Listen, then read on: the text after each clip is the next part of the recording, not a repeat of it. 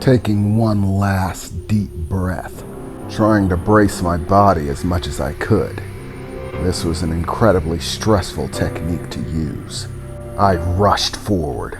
Luckily, I had put the right amount of distance between us. The optimum use is 4 foot. A 4-foot gap between you and your opponent creates the perfect amount of space in which you can accelerate the force that you generate to its absolute maximum. I could feel the intense strain on my body, the speed of the movements, the tension of my muscles at absolute maximum as I lunged at him. In the very last foot of distance between us, spiraling around in a flurried circle of movement, my left foot placing itself firmly forward, my right foot back, as I retained their grip on the ground. A small jump is just a part of the flurry required for the spin motion, but it's almost over. As my feet make contact, the last forward burst of movement, as my fists flash in front of me, swinging out simultaneously like a battering ram. Renee's father raised his guard, strengthened his stance to try to withstand the impact, as both my fists collided with his guard in a vertical line. At this point, every muscle in my body felt the tension of the impact. But this time, her father didn't stay on his feet. The impact of the dragon's flurry sent him reeling. Even with his stance up, his guard on perfect point, and holding fast as well as he could, the impact took him right off of his feet. He went flying back 4 feet before hitting the ground, rolling several times. Surprisingly enough, he was quick enough back to his feet, recovering rapidly. I had hoped there'd be a little bit more of a pause, but as he got up and began shaking off his arms, as he had crossed both of them in front of his chest to guard against the impact, they took it all right.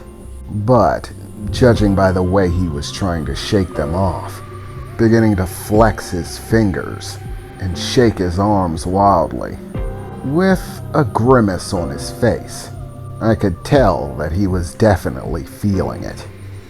"Ow!" he said as he shook his arms. "Okay, I wasn't expecting that," Renee's father said. "That was the dragon's flurry, no doubt about it.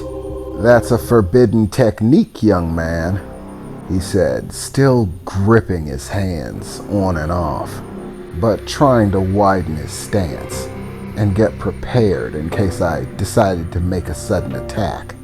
"You're not supposed to be using that. It's dangerous." "Yeah," I replied. "You're definitely right about that. And it is forbidden. But only in tournaments. It's not as if the move is forbidden to do. Just forbidden to do in competition, where there are standards for safety. The move can't be performed safely for yourself or your opponent in the traditional setting of a tournament. There's simply far too high a probability that you're going to hurt yourself or your opponent while doing it. But I'm capable enough to do it without hurting myself, and my opponent isn't a pushover. You're not weak. You can take it. So I don't have to worry about hurting you all that much. So, no, I wouldn't say it's cheating or anything like that. It's just a technique, something that I worked long and hard on, just like everything else. We're simply in a circumstance where I can actually use it. That's all." "Well, I have to hand it to you," Renee's father replied. "I didn't think there were that many people who knew the forbidden techniques. Most teachers don't even try to teach it to their students. After all, it is tournament forbidden, so there's no glory in learning it. You can't use it to win a trophy, prize money or any sort of acknowledgement of your skill. So even the people who do teach don't teach those techniques very often, if they even know them themselves, Renee's father said, beginning to smile as he raised his guard back up, his arms finally shaking off the pain of the impact, or at least pretending that he had. But there's no way he shook it off that quickly. Well, that's one of the 12 forbidden techniques in Zhao Kun Do. Tell me, young man, how many do you know?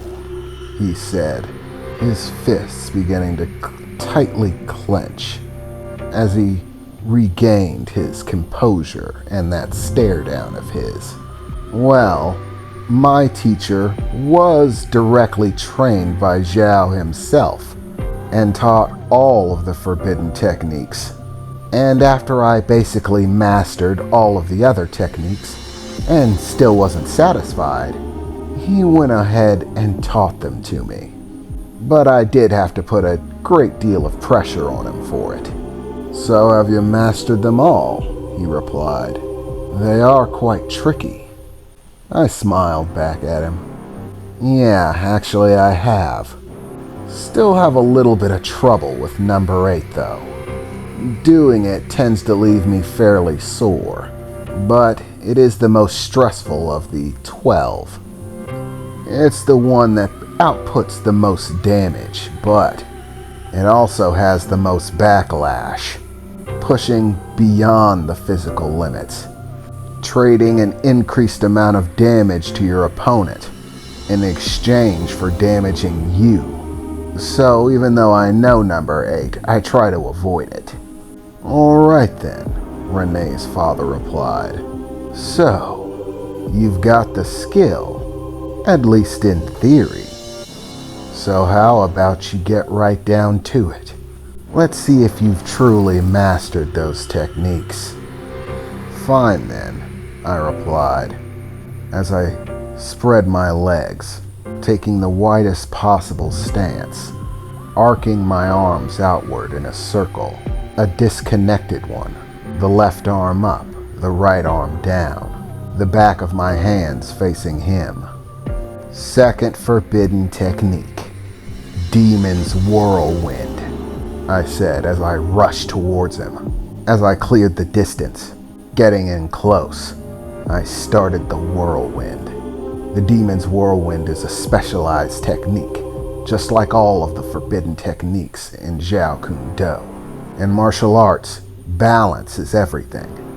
Almost all techniques, both offensive and defensive, are based around the idea that your opponent is going to be balanced, that everything will be a mix of attack and defense, and that mix will be shifted from left to right evenly, distributed in order to keep your techniques from being ridden, understood, and countered by your opponent. The Demon's Whirlwind completely trashes that idea. Unlike almost any other martial arts technique, it completely shuns the idea of balance. Basically, you throw your body into a spin. This spin becomes a non-stop assault, not from any alternate direction, all from the same direction. Whichever way you spin, that's the direction that the attacks are going to come from. And the attacks are countless. The technique is designed to continue going until the person doing it is either stopped or simply can't go anymore. The attacks just keep coming. Every limb, every bone, fists, palms, elbows, knees, feet, all rapidly spinning in one direction. Every attack effectively stacking on top of the last one, even if your opponent blocks the technique or a hit of it. That doesn't mean the whirlwind stops. Basically, the technique is made so that even if someone blocks, your following attack stacks on top of your last one. You force your way through, even if they put up a defense, like blocking an incoming knee, rather than pulling back like a normal strike. The demon's whirlwind focuses on rolling into it. If they block the attack, rather than pulling your limb back, you continue pushing it forward, moving it past them and their guard to continue the spin. It's a very hard thing to do. Making an impact usually tends to take speed and force out of your attacks. Part of mastering the demon's whirlwind is mastering how to impact your opponent or miss them without sacrificing your force, momentum, and speed, all in rapid succession to continue the attack.